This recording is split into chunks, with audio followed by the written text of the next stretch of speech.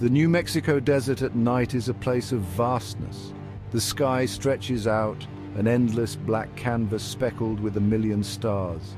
The silence is absolute, broken only by the whisper of the wind through the dry brush. But on a summer night in 1947, that silence was shattered. Something extraordinary happened in the desert near Roswell, New Mexico, something that would ignite imaginations and spark controversy for decades to come. Just outside the small town of Corona, on a remote ranch, a rancher named Mac Brazel was out checking his sheep after a powerful thunderstorm. He noticed something strange in the pasture, a large area of debris scattered across the ground.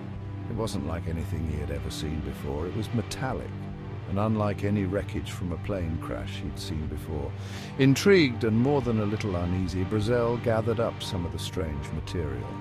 What he held in his hands felt both light and strong, unlike any metal he knew. The rancher had stumbled upon something that would soon become the heart of one of the most enduring mysteries of our time. News of the strange debris spread like wildfire through the small town of Roswell. Soon, the local newspaper, the Roswell Daily Record, ran a front-page story with a headline that would echo through history: RADAF captures flying saucer on ranch in Roswell region.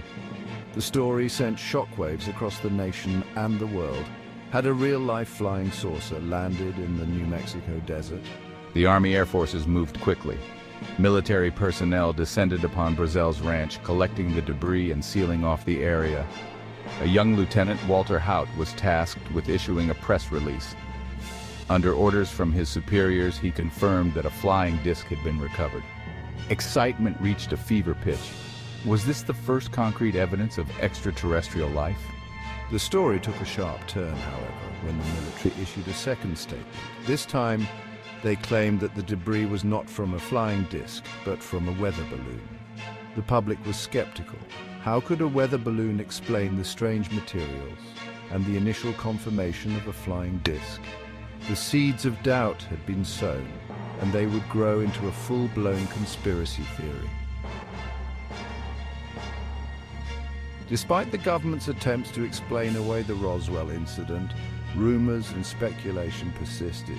Witnesses came forward with their own stories.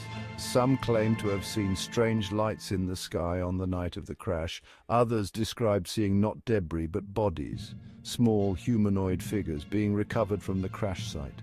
These eyewitness accounts were often dismissed as unreliable or fabricated.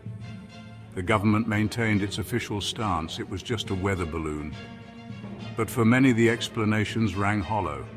Why the initial confirmation of a flying disc? Why the secrecy and the swift military cover-up? Something didn't add up. Years later, a retired mortician named Glenn Dennis came forward with a chilling account. He claimed that he had been contacted by the Roswell Army Airfield and asked to provide small child-sized caskets. He was later told by a nurse at the base that she had witnessed autopsies being performed on strange alien beings. His story, along with the accounts of other witnesses, added fuel to the fire of the Roswell conspiracy. The Roswell incident, as it came to be known, became a cultural touchstone. It sparked a wave of interest in UFOs and the possibility of extraterrestrial life. Books, documentaries, and movies explored the incident from every angle, dissecting the evidence and debating the various theories. Was it a weather balloon, a secret government experiment, or something truly out of this world? The government, for its part, continued to deny any knowledge of extraterrestrial activity. In 1994, the Air Force released a report claiming that the flying disc was actually a high-altitude surveillance balloon, part of a top-secret project called Project Mogul. The report also attempted to explain away the accounts of alien bodies, suggesting that they were likely test dummies used in parachute experiments.